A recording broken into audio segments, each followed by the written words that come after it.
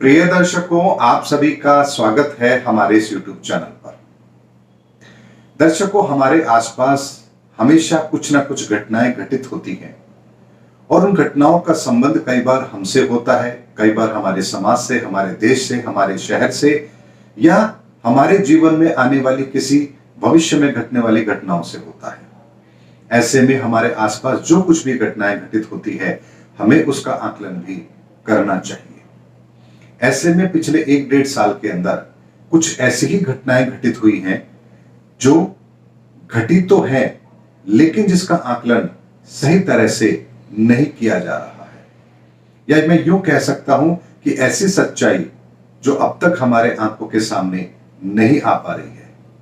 दर्शकों, बात कर रहा हूं इस ब्रह्मांड में घटने वाली घटनाओं के एक ऐसे आकलन को जिसको समझना हमारे सबके लिए बहुत जरूरी है और ये हम सबकी जिंदगी को बदलने की ताकत भी रखती है।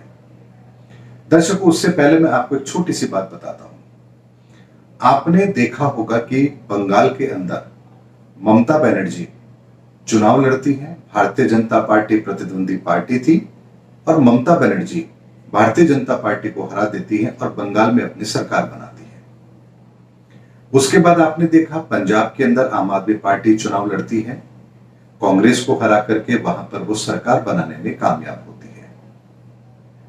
यूपी के अंदर भी आपने देखा कि वहां भारतीय जनता पार्टी अपनी पूरी ताकत से चुनाव लड़ती है और विपक्ष को हरा करके अपनी सरकार बनाने में कामयाब होती है। लेकिन ये तीन परिणाम अलग अलग तरह के थे, लेकिन इनके पीछे एक ऐसी सच्चाई है जिसे शायद आप नहीं समझ पा रहे हैं। और इस सच्चाई को समझने के लिए मैं आपको एक छोटी सी कहानी सुनाता हूं। एक समय की बात है, एक चूहे को देख करके बिल्ली उसके पीछे दौड़ती है। चूहा जब ये देखता है कि बिल्ली उसके पीछे पड़ गई है तो वो बहुत तेजी से भागता है और तेजी से भागते हुए अपने बिल के अंदर घुस जाता है। बिल्ली भी उसका पीछा कर रही थी, लेकिन उसको पकड़ नहीं पाती है। ऐसे में बिल्ली उस चूहे को कहती है कि एक बार के लिए तुम बाहर आओ, मैं तुमसे कुछ पूछना चाहती हूं। चूहा कहता है कि मैं अगर बाहर आया तो तुम मुझे खा जाओगी, ऐसी गलती मैं नहीं करूंगा। तो बिल्ली उससे प्रॉमिस करती है कि मैं तुम्हें नहीं खाऊंगी, लेकिन मुझे कुछ जानना है, इसलिए तुम एक बार बाहर आओ। चूहा बाहर आता है तो बिल्ली उससे पूछती है, मैं तुमसे तेज भाग सकती हूं, लेकिन उसके बाद भी मैं तुम्हें नहीं पकड़ पाई और तुम मुझसे बच करके इस बिल में छुप गए, आखिर ऐसा क्यों हुआ? तो वहां चूहा एक बहुत प्यारा सा उत्तर देता है। वो कहता है कि तुम मेरे पीछे जिस उद्देश्य से भाग रही थी, वो उद्देश्य था कि तुम्हें भोजन चाहिए था, लेकिन जिस उद्देश्य से मैं भाग रहा था वो मेरा उद्देश्य आपसे अलग था। मैं अपनी जान बचाने के लिए भाग रहा था। आपके पास विकल्प था, यानी अगर मैं ना मिलता तो आप कोई और शिकार कर लेती, आपके पास विकल्प था, लेकिन मेरे पास कोई विकल्प नहीं था, क्योंकि अगर मुझे आप पकड़ लेते तो मेरे तो जीवन का ही अंत हो जाता। इसीलिए मेरे पास कोई विकल्प नहीं था और इसीलिए मैं आज तुमसे तेज भागा। दर्शकों, कहानी बहुत छोटी सी है, लेकिन समझने के लिए पर्याप्त है कि जब कोई व्यक्ति, कोई पार्टी या कोई संगठन इस उद्देश्य के साथ मेहनत करता है कि ये उसके लिए करो या मरो का प्रश्न है, तो फिर वो बहुत सारी ऐसी चीजें हैं जिनको सुपरसीड कर देता है। जैसे बंगाल के अंदर यदि ममता बनर्जी हार जाती तो उनका राजनीतिक भविष्य क्या होता, इसका अंदाजा एक बार आप लगा के देखिए। शायद उनका राजनीतिक भविष्य ही समाप्त हो जाता। ऐसे में भारतीय जनता पार्टी के लिए एक राज्य जीतना हो सकता है, लेकिन बंगाल के लिए ममता बनर्जी का जीतना उनके लिए करो या मरो का प्रश्न था। पंजाब के अंदर भी आम आदमी पार्टी के लिए करो या मरो का प्रश्न था, क्योंकि अगर पंजाब में वो इस बार नहीं आ पाते तो फिर शायद पंजाब में वो कभी नहीं आ पाते। और ठीक इसी तरह से उत्तर प्रदेश के अंदर भी भारतीय जनता पार्टी के लिए करो या मरो की स्थिति थी, क्योंकि अगर इस बार वो उत्तर प्रदेश हार जाते तो 2024 का लोकसभा का चुनाव भी उनका खतरे में होता। ऐसे में तीनों के तीनों चीजें, ये तीनों उदाहरण हमारे लिए समझने के लिए पर्याप्त हैं कि जब आपके पास कोई विकल्प होता ही नहीं है तो आप फिर वो करते हैं जो असाधारण होता है, और यही कुछ हुआ भी है। अब एक मैं आपको और उदाहरण से समझाता हूं। आपने अक्सर देखा होगा कि एक गरीब परिवार अपनी आजीविका चलाने के लिए बहुत मेहनत करता है, लेकिन बहुत मुश्किल से अपनी आजीविका चला पाता है। वहीं यदि मान लीजिए उस परिवार का एक बेटा कहता है कि पिताजी मुझे अपने व्यापार के लिए 2 लाख रुपए चाहिए, आप मुझे दे दीजिए, तो पिता क्या कहता है, बेटा मेरे पास में पैसा नहीं है, तुम्हें अपनी व्यवस्था खुद करनी पड़ेगी। यानी वो अपने बेटे को 2 लाख रुपए ब्याज पर लाकर या किसी भी तरह से व्यवस्था करके नहीं दे पाता, क्योंकि वो जानता है कि उसके पास अभी ऐसी कोई व्यवस्था नहीं है।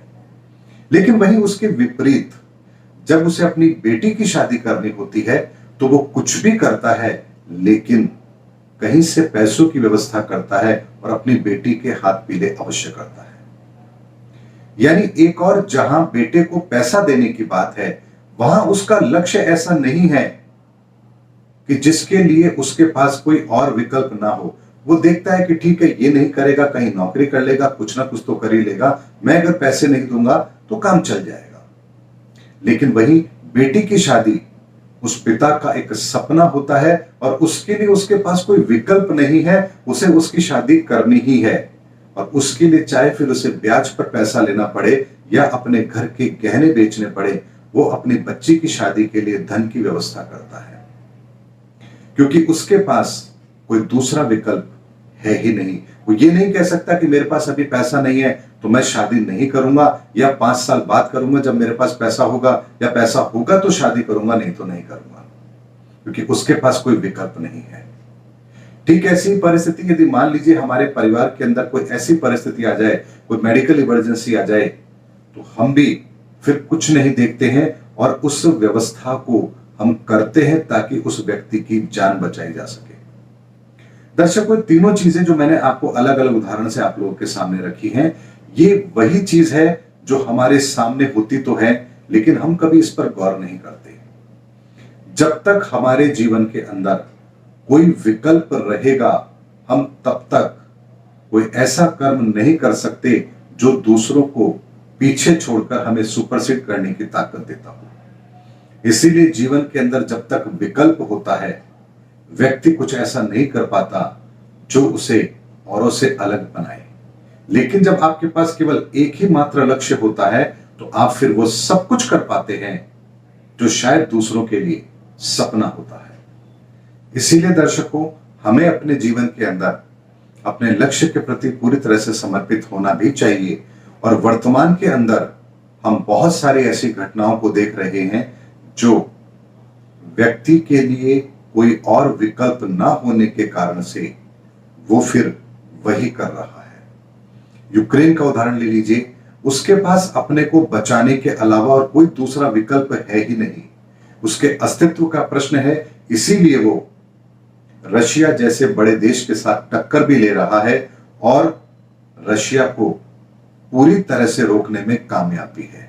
ये अगेन वर्तमान के अंदर एक उदाहरण है जो आपको ये साबित करता है कि आपकी क्षमताएं महत्वपूर्ण नहीं होती हैं, आपका विजन महत्वपूर्ण होता है। क्योंकि आपके पास यदि कोई विकल्प नहीं है तो आप फिर वो सब कुछ करेंगे जो आप कर सकते हैं, और यही चीज हमें औरों से अलग हटकर एक महान योद्धा बनाती है।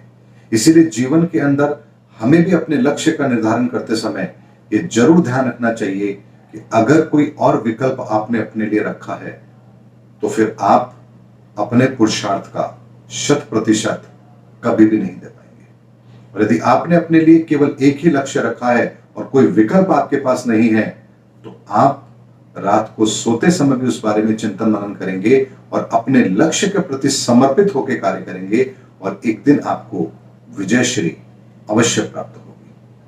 उम्मीद करता हूं दर्शकों, आज के इस वीडियो के अंदर मैंने आपको वर्तमान ग्रहों की जो परिस्थितियां बन रही हैं, जो एक बड़ा परिवर्तन हम देख रहे हैं, उस बड़े परिवर्तन के अंदर हम कैसे अपने आप को विजयी योद्धा बना सकते हैं, उसके प्रति आपको एक दृष्टिकोण देने की कोशिश की है, और उदाहरण के साथ इसलिए दी है ताकि आप उस चीज को अपने से रिलेट कर पाए। उम्मीद करता हूं दर्शकों मेरा वीडियो आपको जरूर पसंद आया होगा। अगले वीडियो में आपसे फिर मुलाकात होगी, फिर भेंट होगी। तब तक हमारे चैनल पर बने रहिए। जय हिंद, जय भारत।